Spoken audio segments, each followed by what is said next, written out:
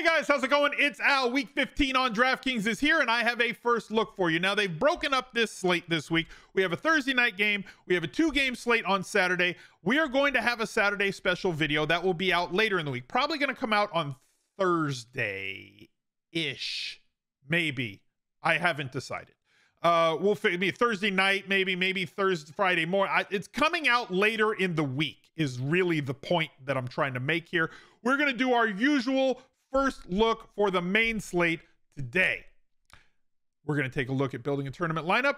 Obviously, it's going to be around one Matthew Stafford, using a double stack, a bring back, and a secondary stack across that lineup, because that is the way that you should be building your tournament lineups to try and beat large field tournaments. Will that work 100% of the time? No. It's not going to work 100% of the time.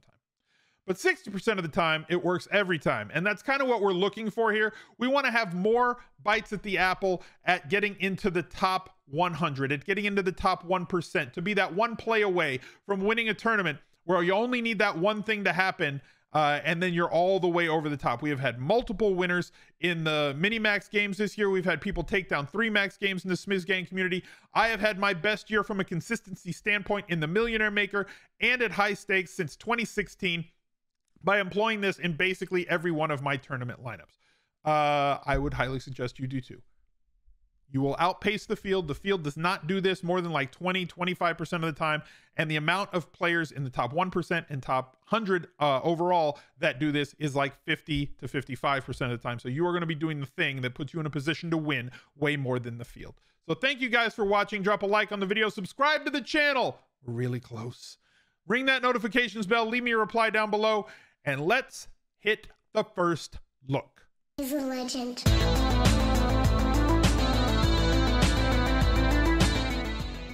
I said that we were really close, but I didn't say to what. Now, if you haven't been watching the channel, you may not know, or if you're new to the channel, you may not know that we are really close to hitting 50,000 subscribers here on YouTube. I think we're like 65 or 70 away at the time that I'm recording this video. We're probably going to get there in the next day or two. If you watch this channel, drop a subscribe. It costs you absolutely nothing. Ring that notifications bell, because when we hit 50K, I'm going to be doing a ton of celebration giveaways. Subscriptions, 1-month subscriptions to rotogrinders.com, 1-month subscriptions to establishtheRun.com. DraftKings is pitching in some 2022 gold rewards, like some of those like 3-month gold rewards. So you'll get those for the first part of the year, as well as some underdog swag and tickets as well thrown in on top. We're going to be doing this as long as we get that 50,000 subs, and you're going to have to be subscribed in order to win. So make sure that you click that subscribe button. It costs you absolutely nothing. And thank you very much for watching over the last 4 to 5 years. Appreciate you guys very much. I'm really excited to get to that point, and I have a lot of great off-season footage planned and scheduled for this off-season leading to next football season. So the beat goes on. Now, we're looking at the Smiz Gang Listener League. So it's $10 still. It's $32,500. Still no rake. It's bumped from 3 max to 5 max because we came up a little bit short, but they wanted to keep the size of the league there for you and the prizes there for you guys. So if you want to put in 5, you can. If you don't want to put in 5, you don't have to. If you put in your 3 like you used to, but that gives us a little bit more room to try and fill this up. So do what you can. Jump in the league, smizzle.tv/league to get there. This is kind of a weird and ugly slate. Last week was looking like a tough slate, and it was. This week, because of all the games that are off of it, Sunday Night Football, Monday Night Football, Thursday Night Football, and 2 games on Sunday, we are missing the Colts, so no Jonathan Taylor. We're missing the Chargers and the Chiefs, so rip to both of those amazing explosive offenses and double stacks. We are missing the Vikings, so guess what? Justin Jefferson will not be in the 5 under 5 this week. And we're missing the Buccaneers. So no Tom Brady. So we got to kind of cobble together a lineup. Josh Allen doubles as long as he gets out of this walking boot. Speaking of doubles, the man double bonused this weekend and then left the stadium in a walking boot. I don't know that he has access to that ceiling or that type of ceiling this week against Carolina, unless that Carolina Panthers offense can actually put up some points on the board to warrant that $8,100 salary. But when it comes to tournaments, salary doesn't really matter as much. We're not looking for value. We're looking for ceiling only. We will eschew the floor concerns or the medium projection concerns. We want to hit that top 1 to 5 percentile outcome for every player in our lineup if we're going to have a chance to win. And Josh Allen, even in a blowout, can put up big numbers. They're favored by 11 in this game. And if he plays, again, he's in a walking boot early. If he plays and throws for like 4 touchdowns, all of a sudden, 300 yards, like maybe has 250 and 3 touchdowns in the first half or something along those lines. Yeah, he can certainly get there. So like, don't concern yourself with that. Kyler Murray plays on Monday night, as does, I usually don't include the Monday Night Football game, guys, because like anything can happen. It can blow up my entire lineup that's in this video, like within 5 hours of it being published. But they are playing Detroit. We'll see if he's going to continue running the ball as much as he did in his first game back from injury. Running for 2 touchdowns, ran it 10 times. That's the Kyler that I want to see. So we're going to see what they do against the Rams at home on Monday night. And if they do, he's certainly in play again next week in week 15. So we have a great game here. Aaron Rodgers, Lamar Jackson's injured. Aaron Rodgers said he re-injured his toe. This is such an ugly slate. Jalen Hurts coming back and against a team that has not been able to defend the pass. Expected to be fully healthy and available. We know that he is going to be going to Goddard. Goddard is certainly in play. And then if you wanted to double stack with, I would open up Sanders and the running back to this stack, as well as the Devonta Smith, who I'm personally a big fan of. Now, you already know where we're going to be going with this. It's going to be Matthew Stafford. And anytime Matthew Stafford has reached like this weird point with fantasy football players and reply guys that so many people, Al, Stafford sucks. He has 30 touchdowns in 1 less game than Justin Herbert, who also has 30 touchdowns. He has 3,600 passing yards in 1 less game than Justin Herbert. He's averaging 23.4 fantasy points per game. He has thrown for 3 or more touchdowns 1, 2, 3, 4, 5, 6, 7 times this year. Stafford sucks, Al. Okay. He doesn't. And if you were to like go back to week 1 and I told you all you have to do to win this year is basically across 150 lineups, whether you're playing the Millionaire Maker or in the in the mini max games, no matter what depending on what your bankroll is, if you were to just stack half of 75 Tom Brady stacks and 75 Matthew Stafford stacks in every slate where they were both on the main slate, you would have been having a ridiculously massive season because he doesn't suck. So Cooper Kupp also does not suck. He is broken fantasy this year. $9,000 for him. I want to see anytime that he's on a slate if I can fit him into a lineup. So I'm going to go with him. There are 2 other receivers. Now, look, they target very few people on this Rams team. Higbee is playing like 90% of the snaps, and we've seen an increase in his target market share the last few weeks. Certainly viable at 4K. And if you needed to pay down, if you wanted to avoid Cooper Kupp and get kind of a cheap double stack and go with one of the other wide receivers, Odell Beckham Jr. has been fine since he joined the Rams. Definitely a deep ball threat and able to get open on short and intermediate routes. And the more weeks he spends in practice and the more fluency he gains in this Rams passing game and the playbook and the verbiage that they use in their offense, he is going to continue to be a very dangerous weapon, especially in fantasy with his salary sitting at $5,400. But I'm going to go with Van Jefferson, who's carved out a very good role in this offense. And before they cut Deshaun Jackson and before Robert Woods got injured, he was putting up viable fantasy days. And now, in the absence of Djax, albeit replaced by Odell Beckham Jr., and in the absence of Robert Woods, who blew out his knee, Van Jefferson has just been very, very good with 6 or more targets in every game since week 7. So I'm going to plug him in. And on the other side of it, we have Lockett and we have Metcalf. Metcalf is much cheaper.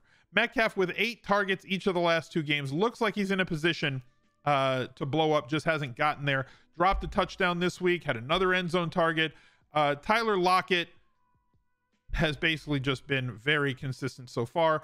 He will be the higher played player of the 2. If you wanted to go with Metcalf, I'm fine with it. I'm probably going to be overweight on Metcalf versus the field by the time the weekend gets here, unless something changes. but for the sake of this lineup, I'm going to go with Lockett, a very premium, very high-priced double stack. 14,000 here, 23,000, 28,600 on my double stack and bring back. So we're going to have to find a little value.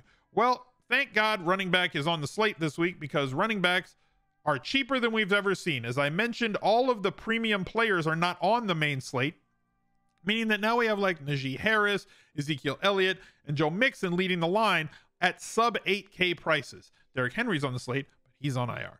So Cordell Patterson at 69, nice. Aaron Jones seeing 1/3 the touches, or 1/3 the carries, albeit a big game with 2 touchdowns, was massively outused by AJ Dillon, who seems to be the 1A and is only 5,700 in this spot, although on the road. He had 0 targets, but ran like 2 or 3 less routes than Aaron Jones did last night. So while he posted a 0 in the passing game, this is kind of a mirage. He was out there running routes. They just didn't target him when he was running those routes. So like, it's one of those things that like you're going to look at it and say, wow, he didn't get targeted.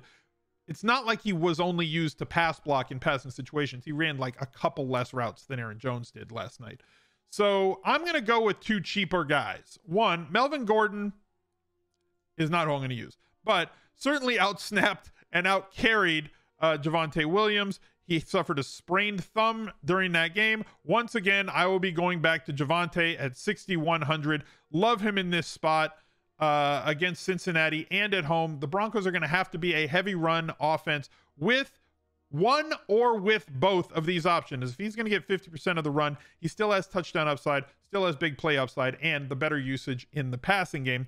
I am going to go as well, I mentioned earlier, with Miles Sanders going against Washington, who is losing defensive line and front 7 players seemingly every week. I would assume that they are going to use him in the passing game a little bit more in the coming weeks than they had prior. So this is a spot we're going to get a running back at sub 6K who should get over 20 carries, or project to get over 20 touches with inclusion in the passing game and inside the 5 work. Miles Sanders has been very efficient every time they've run the ball with him when he's been healthy. 5 yards per carry, 7.1, 5.9, 5.0 on the season.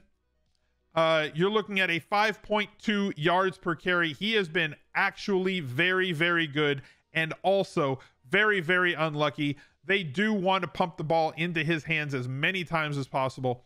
5,800 seems too cheap for a first look. Got to plug in a defense. We got 3,100 left. Al, you got to plug in a cheap defense so you have more money to spend. The hell I do. I'm going with the Buffalo Bills against Carolina and their heavy turnover attack that they run with. Leave me with 3,200. I got to find some value. So that means I'm not going to be able to pay up at tight end for Kittle, who's been a freaking monster recently with 27 targets the last 2 weeks, as they've basically turned Deebo Samuel into a running back. Can't afford any of these guys. I got to get cheap. We got cheap last week and it worked. I'm going to get cheap again. I'm going to attack Jacksonville with Houston here. This is the ugliest secondary stack that I think I've made all season long, but I also kind of like it because it's the cheapest secondary stack that I've made all season long. 2,800 for a guy getting 3, 4, 7 targets each of the last 3 weeks, with his snap count rising, his routes per dropback rising. It's very easy for him to pay off on volume alone. And if he scores a touchdown, as he has, 2 of the last 3 weeks, getting an end zone target each of the last 3 weeks, Brevin Jordan at 2,800 at tight end, a very punt viable position, is there for me. I have to bring this back. I have to get somebody on Cincy. There's nobody that cheap. I have to get somebody on Washington. There's a couple of guys that might be that cheap, but there's a value play on Jacksonville in the passing game for 3,300, who's playing 90+% of the snaps, getting a really solid amount of the targets, and is easily paying off this tag. Neither team can defend, so Laquan Treadwell being the last man in, I don't hate at all. If you wanted to get cheaper in this spot, you can. It's going to be a weird slate just based on all the premium teams that are missing, so you're going to have to take chances somewhere. And so paying for a premium stack and bring back is something that I think at first look is something that I want to do. Stafford, Kupp, Jefferson, bringing it back with Lockett, 2 standalones at running back, Javonte Williams and Miles Sanders, Brevin Jordan and Treadwell, and I'm going to be able to pay up for the Bills defense at home against Carolina, the turnover machine that they are. So thank you guys for watching. Make sure that you hit that subscribe button. Let's get us to 50K so I can give all this great stuff away to you guys. Look out for another video right there. He's a legend.